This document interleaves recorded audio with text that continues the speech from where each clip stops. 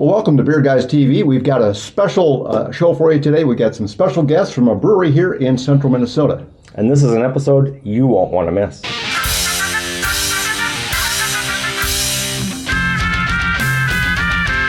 Well, welcome to Brew Talk with the Beer Guys. And this is a special episode. We've got a couple of brewers with us today from Bobbing Bobber Brewing out of Hutchinson, Minnesota. We got Brewmaster Lane and his happy assistant, Mike. And we'll get more into their background and what their connection is and the whole deal with Bobbing Bobber. But kind of looking forward to finding out all there is about Bobber and what's going on, what's happening, what's coming up. Yeah, and the special brews that they make. Yeah, that's a big part too. Right, that's the best part. I understand they brought some. And they are here of their own free will, so everybody knows. Yes. I have their keys and their clothes. Right, yeah. We ain't going nowhere. Right? Came here on our free will, but we'll see the applicant. Yeah, well, thanks for coming by, guys. We really appreciate you coming to the studio here in Glencoe, Minnesota, and come down here to the depths of the Beer Guys trenches of our studio. So anyway, let's kind of delve into it. This is a newer thing that we've been doing with the show. It's more in-depth, more casual, so there's no wrong answers and stuff. We just want to delve into more of the beer world, and there's no reviews or ratings and that kind of thing. Right. So, yeah. Okay. Where do we want to... Well, I'll start with just a quick question. Dan Hart, the owner, when did he decide to start a brewery? Yeah. Well, it was probably about, we've been open 5 years now, so I'd say about around 9-ish years, you know. That's when I got to know him. It was in the Hutch Leader that they were looking at getting a brewery tap room in Hutchinson. Okay.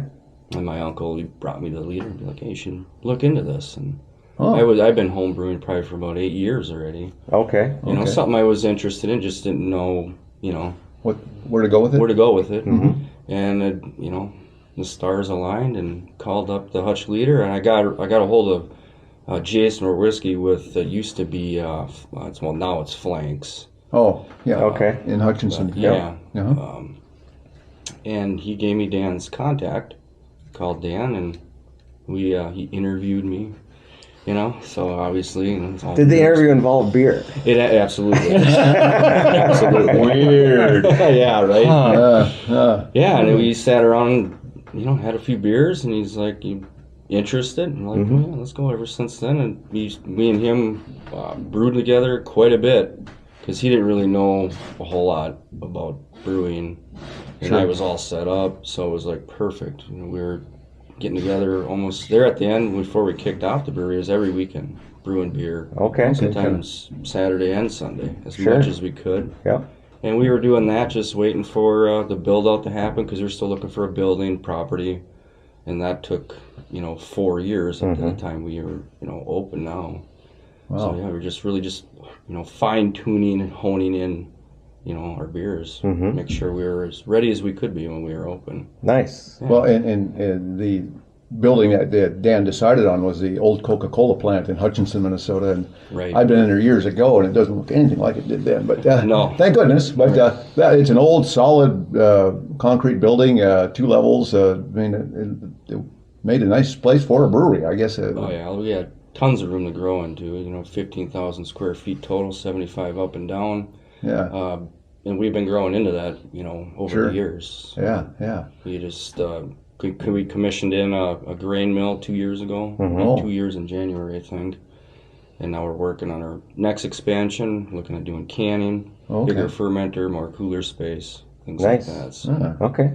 Mike, how about you? How did you get involved? So I grew up in Hutchinson. And I was, at the time that they opened up, I was the music director at Faith Lutheran Church. Okay. And, I remember seeing the article on one of my colleagues at the church knew that I had an interest in craft beer, and they had showed me the article that Hutchinson's going to get a brewery. And at the time, the thing that they were talking about was whether or not we were going to get the city council to approve it, because at the time, Liquor Hutch was the only place that you could do off sale, and obviously with part of the brewery wanting to sell growlers and eventually canning, and now that the legislation has passed for the state that we can sell 4-packs out of the brewery. Anyway, all those things, and I was like, boy, I sure hope so. And I didn't recognize any of the names or any of these people, but being a Hutch boy, I was very excited. And then I was there opening night, and they had to kick me out. I was the last customer there.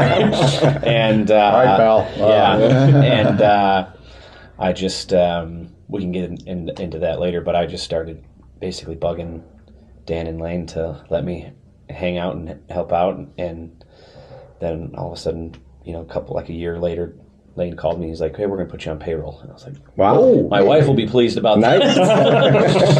You're actually getting paid to have fun with beer. Yes. Yeah. Double win. Right? So, pretty much everything I've learned about professional brewing, at least from the process, I learned from Lane. And I live in the Twin Cities, so my perspective on the craft beer scene is a little bit different than it is 60, 70 miles out here. But in terms of, the processes are also a little bit different. But I enjoy it. I love being a brewer. I love brewing out in Hutchinson. It's probably a good mix, and you've got some of that metro influence, and Lane's got the rural thing. You guys can combine and mishmash a little bit. Yeah. I've with some of the brewing circles that I'm in with the brewers I know in the cities, and they always kind of refer to me as like a mad scientist, right? I'm just always kind of throwing ideas and seeing what's going to stick, and Lane is very process based and knows what's going to work, and so sometimes we meet in the middle, and sometimes Lane goes, "No, you're getting a little too big for your britches. we're gonna do it this way," and then we brew the beer that way, and I go, "Yeah, that was probably the right." Appropriately, he reels you in. Yes, right? he reels me. Yes, someone like that. Yeah. Yeah. So I understand you brought some beer. I did. So let's pour some. Let's see what. Look at that. There's some now. All right, look at that nice. I'll let Lane maybe can do the. That's too much work for me. I'll drink it. I have to pour it. That's too much work. No, tell us a little bit about this beer. I know this is a little bit newer in your lineup, I believe. Yes. We just we put this on tap a week and a half ago. Okay. Wow. Yeah, well, I had so one of the things that I've been very vocal about at the Bobber is trying to find, like, we kind of call it an empire builder, like chasing like the Castle Ninja Cream is probably the best example for Minnesota or whatever. But it's like trying to find that unique light beer that that people will just bang the door down to get. And so we've tried Japanese lager. We have another light beer that's still in, I guess it's still in development. We've homebrewed it, or we've pilot brewed it twice. But one of the things was that, again, this beer style is popular in the Twin Cities right now, is the Italian Pilsner, made famous by Black Stack's Fugazi, is an excellent representation of the style. And I told Wayne, I was like, we gotta brew one of these. And it tipped my ear because it's a very approachable, very easy beer to make. It's nothing over the top complicated. Not a complicated, complex beer. No, but not at all. Something that's easier to approach, especially like out in our area. Right. Yeah, that's a big deal out our way. Yeah. Right. Okay. Yeah. Cool. Oh. We'll come back to the beer later on in the show. Because we'll do some more tastings and kind of get the nuances and that kind of thing. Mm-hmm. Meanwhile, Lane, give us some background. Where are you from? Do you have family? Yeah. I grew up on a farm in a little town in Cokato, Minnesota.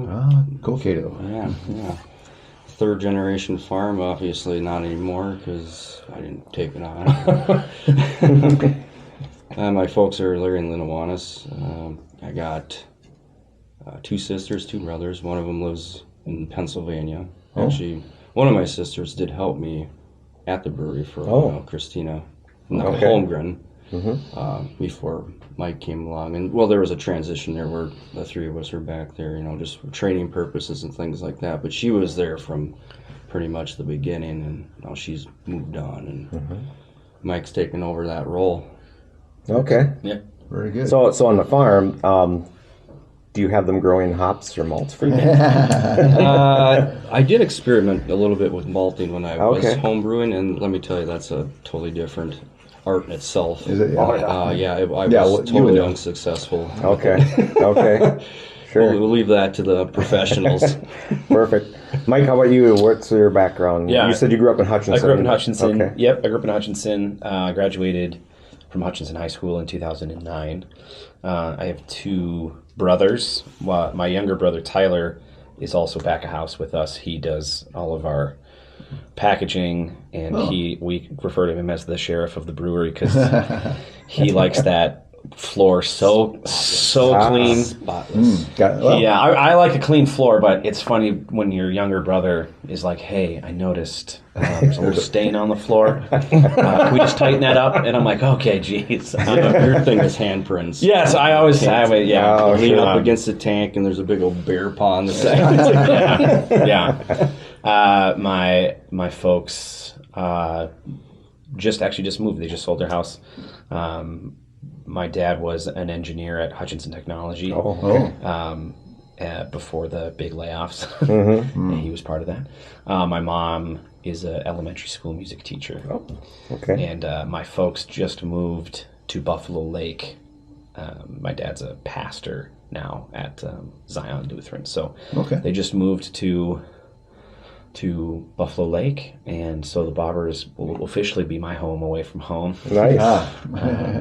And I have a wife and two dogs, no kids. So that's my family. Yeah. Very good. Cool. How about hobbies? So, Lane, do you have hobbies like outside of? Yeah, well, outside of the beer world, is there anything you like to do? Anything? Golf. I played golf for a number of years. Obviously, not good at it, but I'm still not giving up. Who is? I go there for the beer as well. Right. Exactly. Used to snowmobile quite a bit in my younger years, but as you can relate to that one. Oh yeah. You get older and your body just doesn't react or function the way you want it to. And I did quite a bit of snowmobiling out west. So Yellowstone. I've been to Cook City, Big Horns. So that's serious sledding. Yeah, you've been out there. Oh yeah. Yeah, those guys. It gets pretty wild out there. Yep. Oh. Mike? Yeah. I'm also a bad golfer. Okay. And I'm taking lessons, but you're like, the game's impossible. I'm a bad golfer. My wife's a better golfer than I am, so that's fun for me to go out and lose at golf. And then in the winter, kind of boring, but I love to read. Okay. So, nothing wrong with that. Yeah. Hunkered down with a good book. Books and beer. Books and beer, and those are my two hobbies, I suppose. Okay. Yeah. And Dan's obviously was fishing or is fishing because the Bobbing Bobber is kind of the theme of really cool tap room with that. If you've never been to the Bobbing Bobber or seen pictures, whatever, it's very very well done with the fishing theme. The tables are docks. Yeah, really cool. Yep. Yeah. And they got a canoe in there, or half of one, or that was a canoe or a boat, but either way. And all kinds of tackle and whatever. It's very, very good. And most of the beer names have a fishing theme to them. So. Yeah, we try to roll around that fishing theme. Yeah, why not? Most of them, at least. Sometimes it's like, let's try something different. Yeah, sometimes you run out of deals. Right, Brent? Right. Yeah, see? Right. You're a home brewer. You can probably relate to that. Is that... I am a very procrastinating home brewer. That's what I am, but... Yeah, well... Yeah, well, let's talk about that, like the brewing process. Like, how big is the system at Bobbing Bobber? It's a 7-barrel Okay. direct fire system. So some will use direct fire, steam, or electric, depending on size. Bigger you get, direct fire or electric really isn't an efficient way. So steam is usually the is the heating of choice. But yeah, we're direct fire. Okay. And so how many beers do you have brewing at the same time? Right now we got, I think, 4 in the tank. Okay. We got 4 in and a seltzer, which is, not beer. But well, it's a trend. I mean, sells. Yeah. I was going to say, because, you have to kind of what your customers are looking for, you have to have that. Absolutely. Because that's what brings them in. Yep. Yeah, for sure. Not always about what we like; it's about what the masses like. Well, and we were just talking about that. Yeah. You visit breweries and they've got seltzers and Yeah. sours. Sure. Business. It's just There's a what market. works in the area. There's a Yeah. market for it. Yep. Yep. So, how do you ramp up from we'll try a small batch to a big batch? Is it just strictly just a numbers game? If you want to, hey, this is going pretty well. Let's. That is a good question. I'm going to say easy answer, not always. Okay. We found out with our Oktoberfest, I homebrewed that year on year, and it was just solid. And once we brought it into the brewery, it became like my nemesis beer. It was just, it was decent, but it was just wasn't where you wanted it. not the same. Mm-hmm. And I tweaked and tweaked and tweaked, and I think I tore right from one year. I just finally just tore the whole recipe down and just started over. And then we brewed it, and in the last couple of years, people just go crazy over it. Well, which one is that? Was that Our one again? Oktoberfest. The Oktoberfest. Okay. Which is a Marzen style beer, right? Sure. Right. Yeah, which we'll get into that later, or maybe on another show. Or Yes, different for sure. Beer styles, whatever. Yeah. And so, is it a big learning curve going from? Well, you mentioned that it's sometimes hit and miss, but is it like a short learning curve going from a small batch to a big batch, or is it kind of a bigger learning curve? Paul, I can go first if you want to couple off of that. Sure. For me, not so much. For me, it was more of a comfort level. Oh, More than anything is just getting comfortable with the size of the equipment. I'm used to using 10, 15 pounds of grain at a time. When you're dumping 55-pound bags into a mash tun. Oh, sure. Wow. Yeah. It's so for me. But I used to work for a stainless company, so when I was home brewing, I was starting to kind of mirror my equipment right down to the conical fermenter, so I could get more comfortable with the professional process at least. So when I got into it, it didn't take me a whole lot to warm up to it. It took a lot longer to get more confident on that bigger system and kind of veer away from more non-traditional ways of doing things. But sure. Yeah, I was fortunate that way. Most home brewers don't have that luxury for sure. But yeah. And Mike? Yeah, so I guess two things: the equipment. We can talk equipment and then recipe. The equipment, I think it's way easier to brew professionally because you have all of the equipment that you need. Whereas with a home brewing system, you're normally trying to just make whatever you have work. Like you're like, well, I have this food grade 5-gallon bucket, and I hope that I can snap the lid on tight enough, right? Because that's what I started doing too, and then you get into a professional production brewery, and you're like, yeah, we have a stainless steel fermenter that we can lock up and sanitize and all that stuff, and so there's a lot of, while it is more, there's a lot more moving parts, quite literally, and it's bigger. It's actually easier, in my opinion. In terms of scaling up recipes, it's the thing that I found to be the hardest is that, like, when you go to the homebrew store, you're like in a candy shop, and you're like, oh my gosh, I'm brewing this beer, and I'm gonna put a scoop of this in and a scoop of that in, and you're like, on the pro side, it's like, no, you don't do that. It's much more precise. It's more calculated. Well, it's also like you have to think of it in terms of, we, like, for example, for base malt, we're typically either going to use a full bag or a half bag. We're not going to be like, well, we'll use 22.5 pounds, or we're going to use 19.25 pounds or something like that. It's like, no, we're just going to use half a bag, or we're going to. Yeah. So it's more of an inventory issue. It's more of like how things get sent to you in bulk. Yeah. So it's that way so that you don't like put 8 pounds of a Munich malt into a beer, and then 8 months later you're like, oh shoot, we've got 47 pounds of Munich malt to use, so that's also kind of different. Is you have to consider, like, if you're going to make a beer style, what do you have in house? How much of it are you going to use? Are you ever going to use this grain again? Are you ever going to use these hops again? Are you ever going to use this yeast again? So that's the difference. Is like when you're homebrewing, you can literally do anything you want, to the extent that they have the ingredients at the homebrew store. But when you're on the pro side, you have to consider what is actually valuable for your business to keep a hold of and to not move. Otherwise, it's like, I always thought that every brewery had every hop and every yeast and every strain. Oh, yeah. It's like, no, I learned a lot working at Able Brewing in Northeast before they closed down, and that Bobby, who was the head brewer there, brilliant brewer. I didn't know this until the very end. He used the same yeast strand for every single beer. Really? Every single one. He used the British yeast strand for every single Wow. beer. And in my mind, I was like, oh, he's doing an ESB. He's going to use a British one. Here's a cream ale. He's going to use an American one. Here's a New England. He's going to use... Not the case.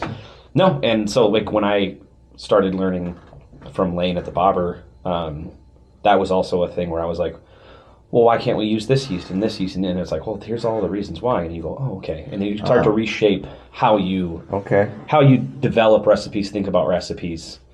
Because you can't just brew anything you want. Okay. That sounds like we'll get into we're going to do another show with these guys on kind of the science behind that. Yeah, we are. Okay then. Yeah. Are they gonna Sneak bring peek, beer by the in? way. Kind of the science behind it, right? Yeah, who's coming for talk about science? Brett, are you writing notes for your home brewing stuff? Steel trap. Oh, Right up here. yeah. But on the same lines, do you source ingredients locally? Do you try to do some local type stuff, or do you just kind of buy bulk from wherever? Yeah, we do source locally. Okay.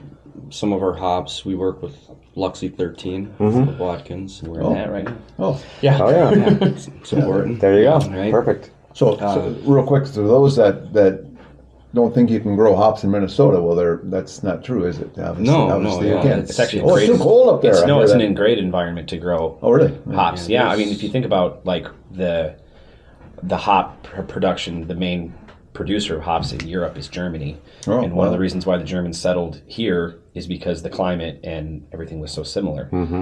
So you could grow hops. They the Germans. You could grow hops here. The water was good.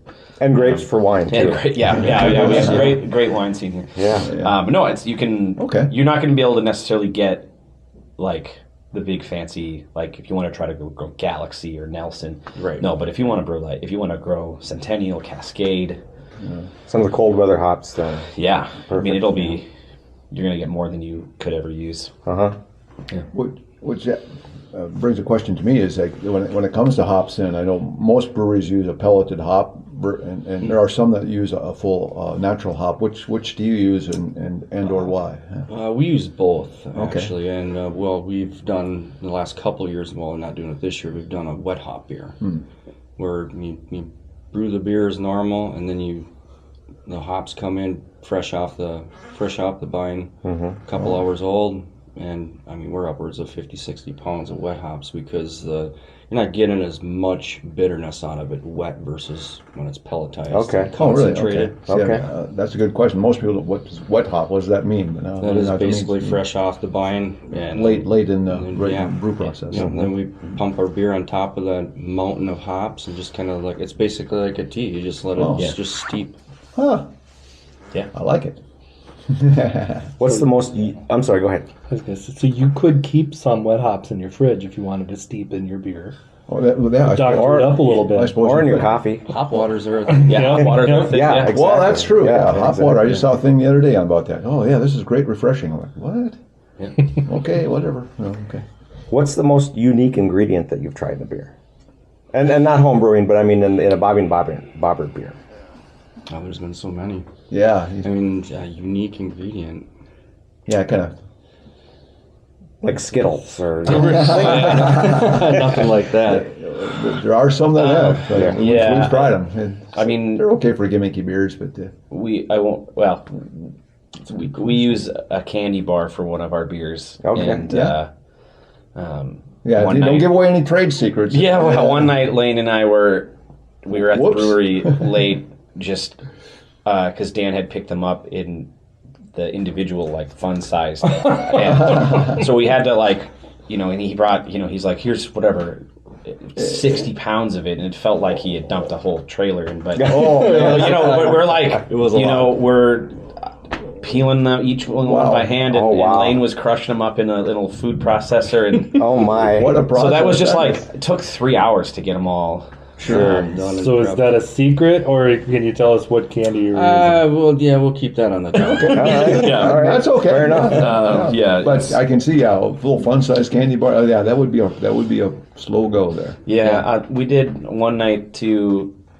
Lane was brewing, and he was like, "I got a thing for you to do," and I was like, "Oh boy, I can't wait." And it was it took forever too. It was like 2 pounds of vanilla bean, and like cutting it and scraping it. Yeah. And, I mean, a lot of brewers are going to use real vanilla, but It gives you the best natural Yeah, I flavor mean, aroma all the way around. Well, because vanilla is made by soaking it in alcohol, and then you might Yeah. get that alcohol flavor in your beer that you don't want. potentially. Yeah. Whereas the bean, the raw bean, you get the vanilla It's just itself vanilla. without. Exactly. Yeah, that is a good way to go. That's the best way to go. Yeah. We describe it as forced. Like if you taste a Yeah. particular, like say vanilla, and it's there, but it just tastes fake.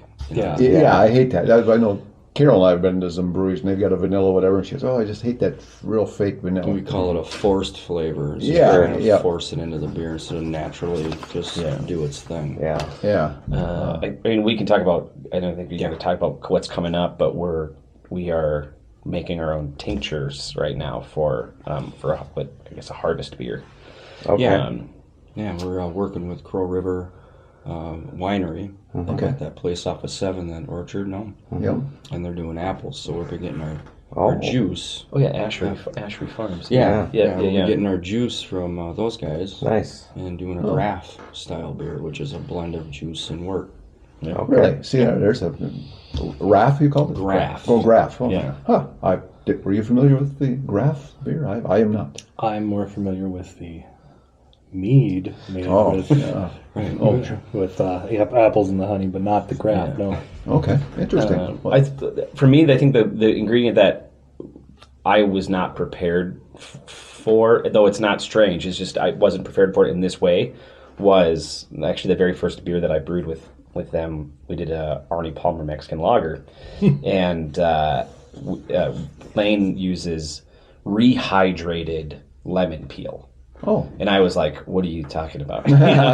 So, if you want to explain what that is. I mean, it's lemon peel is well, peel in general. It's a pretty Yeah. you can find it pretty readily, but it just brings that unique flavor and a more natural flavor to the table. There again, as we talked about with the vanilla bean, you don't want to be using like extracts and things like that. When we try to approach a beer, we want it to come off as you taste it, but it's like tasting or smell. It's like you're smelling a lemon or tasting a lemon, if you can picture it that way. Yep. Same way with like our orange peel, things like that. Yeah. You don't want it to be like briny, bitter. You know what I mean? Like you're eating the peel right off. the Right. orange. Yeah. Right. I've had some beers like that. It tastes like that white. The pith. Yeah. There you go. Yeah. It's Yeah, too sharp and so too. you try to stay away from that, and that's really just a dosage game at that point, is because they'll give you like a rough estimate, and then from there you gotta, all right, what do we want? What are we going for? Sure. We usually just err on the side of caution. You know, we don't want to. Yeah. Yeah. You can always add. You can't take it out. Yeah. Exactly. Yeah. Well, Exactly. next time we'll bump it up a little bit, but yeah. Got it. So, Mike, you mentioned some hobbies. You're into music. Yeah, it's my other profession is I'm Okay. a professional musician. Yeah. Yeah. Well, hey. So there is that. we got two of them. We have two musicians amongst us. Okay, let's ready. And a one and a two. And oh no. Well, he needs to play something, and Oh. then Brent can sing. Oh, yeah. He's like, hey, I didn't sign up for this. That's not my with- contract for today. With your background of hobbies, does that play into any of the beer styles or flavors that you brew? Yeah, I mean, Does it inspire anything? yeah, I mean, yes and no. It's more so I come from a jazz background, and I think that like my music education has really inspired the way that I approach like specifically recipe design, and just like if you when you're learning a new tune and you want to put your own spin on it, you have to understand the song. But you also have to understand your own like abilities and limitations and what it is that you can do and can't do authentically.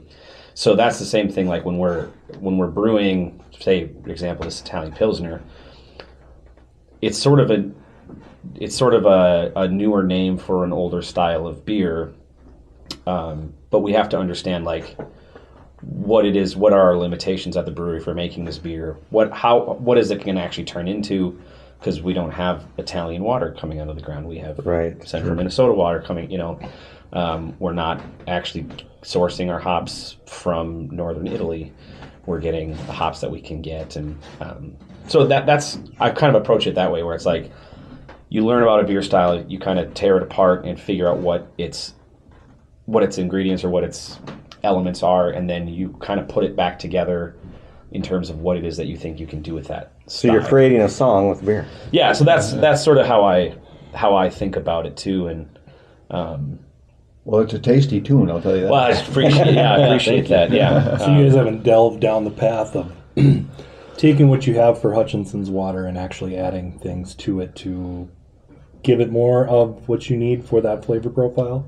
We have. Our process, our water processes, we have a carbon tank to strip out all the chlorine. And we also have piggyback that with an RO. So we can go either direction. We can blend our waters. We can go what we call 100% dechlorinated water or 100% just RO water. So we got the flexibility there too as well. And plus adding our own brewing salts to the water to kind of hone in that particular profile. So we got a ton of flexibility. Yeah, that's great, which is really nice. And so it just these are all things where, like I said, we have the direct fire. Sometimes, like in the dead of winter, we'll boil at 215 degrees, and you're going to just develop longer, more complex sugars with that, and it's going to make it's going to change your fermentation, whether because even though it's only 3 degrees at boiling, that's quite a big difference. If you're boiling at 212, or even if the atmospheric pressure is whatever, you could be boiling at 211,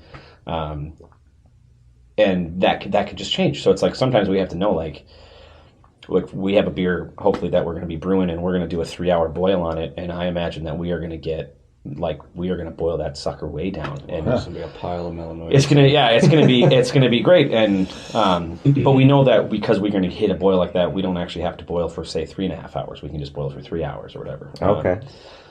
It's just things like that when you're kind of like figuring out what your system is, what your process is, and what you're good at, what you're what you may not completely understand. Like Lane knows way more about grain than I do. Every time he's talking about it, I just kind of like, you're the yeast guy. and so it's like sometimes he's talking about yeast guy. what's going to work for the grain, and I'm like, I'm just going to trust you on this. Sure. Yeah. So Lane, you mentioned you're a semi-pro golfer. Oh. So do your hobbies kind of influence any kind of beer styles that you like to brew? Not really. Okay. When it's beer, it's beer. Okay. So you just pour you a hole can in kind one. of unplug and then go and have some fun. And then, exactly. Cool. And I like when around the course. I like trying different beers. Sure. But, it's outside of the brewery when like you said, I like to just unplug, recharge a little bit. Sure. Yeah, that's probably therapeutic. Yeah. To kind of get away from it. Just you got to do it. You got to do it. Mm-hmm. Well, your beer is up to par. I'll say that. Well, thank you. There you go. And I'm putting a hole in one. Speaking of the beer, so let's talk about this beer. Okay. So what makes this beer unique to Bobbing Bobber? It kind of hits our market the right way. You're sure. getting a lighter ABV, which is becoming more and more of a thing. What is the ABV on this one? 5.1. I was going to say 4.8. Okay, very sessionable then. Okay. yeah, 5.1. 5.1. So, IBUs, roughly? about 40. Okay. Brings in at about 40. It's a pretty soft bitter, in my opinion. Yeah, and it's got a little that's- edge, but not. Yeah, It's not really like tough. we wouldn't think yours like because 40 IBUs. It's because this is what we call a highly attenuated beer. It fermented out pretty low, so that bitterness is going to want to push through a little more. And with our hop selection we use, it just gives it more of that soft, bitter. What hops did you use in this, or is that unless it's secret? No, that's totally fine. We used Luxie's 13s, Okay. Hallertau in the Whirlpool, and we added just a little bit of Magnum in the front for bitter. Magnum. Most I of like it. most of the hops that we put in on the hot side was in the Whirlpool, and that was Luxie's Hallertau hops. We dry hopped with Sapphire. Then we dry hop with Sapphire. which is really brings a lot of that lemongrass. Yeah, I get that. Yeah. Herbal. Yeah. Like more grassier than herbal, I would say for me. But Yeah, it's like in my opinion, it is more like it's still a noble hop, but it's not that like punch you in the face German like. Yeah. right. But there's still a noble element to it, and that's part of what makes it an Italian. Yeah, Pilsner. I understand that. Yeah, Italian pilsners are just a little bit more hoppy than the German ones. Yep. Yeah. As far as and the oil contents are, from our hops versus noble hops, the oils are way different, and they tend to bring a little more of that softer. Bitter to the table. Sure. And you got to use a lot more of it because usually they're a lot lower alphas too. You got some big hitters like Magnum is higher alpha, and there's a few others, but most of them are lower alpha on the side, lower on the alpha acid side of things. What should we be looking for with aroma, flavors, mouthfeel, that kind of thing? Yeah, you mentioned kind of the grassy notes or herbal notes, kind of picking up on the Yeah, grassy up notes. front, you're gonna pretty much smell what you taste. It's gonna be I get grassy, kind of lemongrassy. Yeah. Malt is pretty much there as a canvas. Sure. It's just it's the canvas for the hops. The hops is really what we showcased in this beer. You pick up anything on there, Brent? That What I did notice is it sort of has it's kind of got a dry side to it. Yep. yeah. Which and actually, I mean, the latest quest for me is when I'm going somewhere is usually to try a pilsner Yeah. because when we did a Brewcast?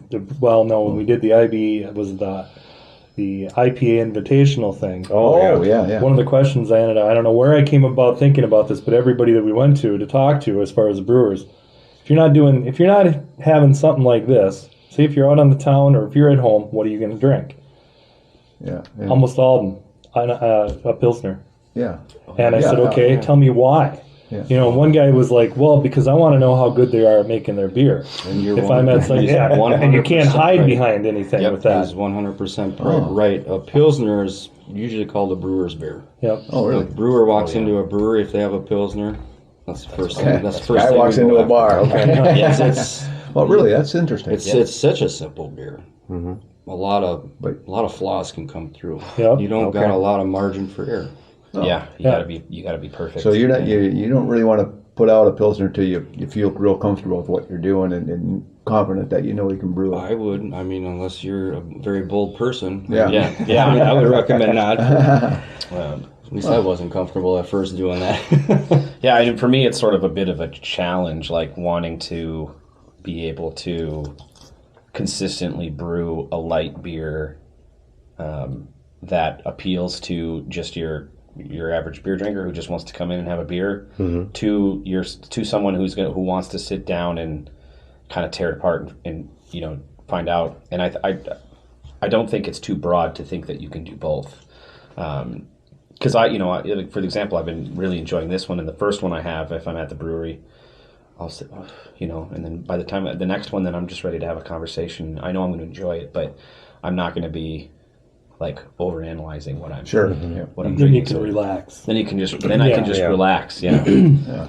So I will say that this is a good one. I like this, and I'm not just saying it because you're here. Because good. I'll be like, You will be honest. That's perfect. so yeah, I'm glad you brought this, and kudos. Yeah, That's awesome. Yeah, we enjoyed it like from start to finish. Yeah. We also got to use. We used a new grain. We used what the was it? Euclid or whatever. Yeah. I can't pronounce it. I can't. But it's just this really soft, it's like a soft, almost white bread sweetness. It's not quite as like Pilsners are wheat like bready like that you get from like a German beer. We'll say it's more of like a, and not using this as like a pejorative. It's like a white bread. Like it's that like when you're at the end of a great barbecue meal and you got your little piece of white bread to mop up all this. It's got that soft, sweet. Homemade homemade white bread, and usually Pilsner malts. What we've dealt with is they're grainy, sweet, which is perfect. That's what you want. Right. Yeah. This one was Just unique. a little softer. We were tasting the wort. I'm like, wow, this is very unique. So that's what and then with the softer bitterness from the noble hops, softer sweetness, but you still have the dryness. It's honestly it came out better than I expected. What made you pick that grain? Were you doing some research and you're Yeah. like, let's try this one, Yeah. just see? Yeah. We were looking for ways to, we wanted, for example, not that we were being like, we're going to get on a podcast and have, but like, we wanted to have something, because this is like this grain comes from Italy. We wanted to have something that was like, what makes this an Italian Pilsner? Well, we used it by way of Weyermann, which is a German. Yeah. But they source it from northern Italy, I believe. Okay. And, Yeah, I think you're right. so anyway, you just, that part of that was when someone says, what's the difference between this and the German Pilsner you guys brew? We don't want to just be like, whatever you think. It's our culture with different hops. Yeah, it says, yeah. You don't want to. Yeah, perfect. Do you see this becoming a staple, a regular on the board there? We'll have to see. It's pretty new on the board. It's starting to gain a little traction right now. Yeah, we'll see. I mean, I'd like to bring it back yearly, and I've talked to Dan about that as well. It's like, we do so many different beers, which isn't a bad thing, but they seem like it kind of fall off the radar. And people ask and ask and ask and ask. You want to keep bringing them back. The hard part is you probably get a certain people you and I have talked about Well, a yeah. certain beer you've got, and they got that at the Bobber. Oh, great. Oh, they don't have it at the Bobber anymore. Darn. But you got to go with demand. I really So I'll get can't cater to everybody. I'll get like the text, hey, get into the Bobber because they just did this one and you're going to like it. I know you. So that's how I'll discover. I'm like, okay, I'll try and make my way over there. And I've been lucky a couple times, and then there was, Shucks. But you can't cater to everybody. There's truth to that. But I'd like to get into more of a traditional rotation where we know we're going to be doing these, and it's just tough. sure. Right. Well, consistency. Yeah. You don't have to think about it maybe, and don't worry about it. You know what you're doing. You're, Exactly. lay it all out, and it's good to go. Exactly. Well, before we close the show, I have one more fun question for you guys before we wrap it up. Oh, boy. All right. So, if one of your beers could have a theme song, what would it be and why? Probably gonna be better at There's this. the music guy. Just pick a beer and what theme song would it be? What would it be?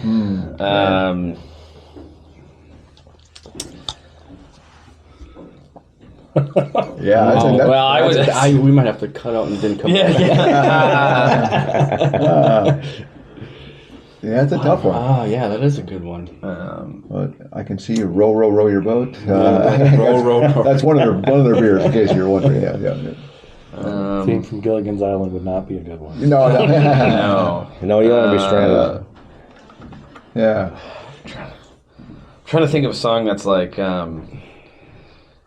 be careful you don't have too many. Cause the Cold IPA, which was sort of the brainchild of my younger brother Tyler, who works back house with us. When we were initially brewing it, we wanted it to come in around 5.5, and we just hit our We were efficient 6.5, I think we're 7.2. Okay. Oh. Yeah, and our efficient, but it still drinks like it's under 6. And so you have a second one, and you're like, I gotta have the coffee. And Sure. So that one, it's really good though. It's so easy to drink. But anytime I see if I see someone drinking, I'm like, just have the one. Trust me. Sure. You're having the second one. So maybe like take it easy. Take it easy. Yeah. All right. Well, that's going to probably wrap it up for this episode. Would you guys be so kind as to come back and visit us again? Oh, absolutely. We'd love to have you back on the right. show. That was very interesting. What do you think, Brent? It was wonderful. Wow. Okay, then. Will you come back too? I might. Well, You guys bribed me, so it's okay. we do. keep bribing. Lane bribed it this time around. So, well, all right. Well, that's going to wrap it up for the Brew Talk with the Beer Guys this episode. And thanks to Mike and Lane. Thanks for coming in. And for Brent and Shane, I'm Greg. And then until next time, beers to ya. And these plastic glasses, they'll clink very well. Clink and just imagine it. Yeah. Beer Guys TV reminds you to drink responsibly. Our reviews are honest opinions. Your opinion and taste may vary. We encourage you to try beers and products for yourself and form your own opinions. Remember to check out Beer Guys TV on Facebook, Twitter, and YouTube. We'd love to hear from you. Tell us what beer you like and send us your suggestions for us to review. You can contact us at beerguystv@gmail.com. See that, sure. And so this covers that up. really good. What if we told you that we didn't use a lager yeast? That'd be even more awesome. Secret of the pros. Secret of the pros. Right? Oh, yeah. What if we told you we didn't even use yeast? Well, then I wouldn't believe it. or water. Yeah. Right. What? Or grain.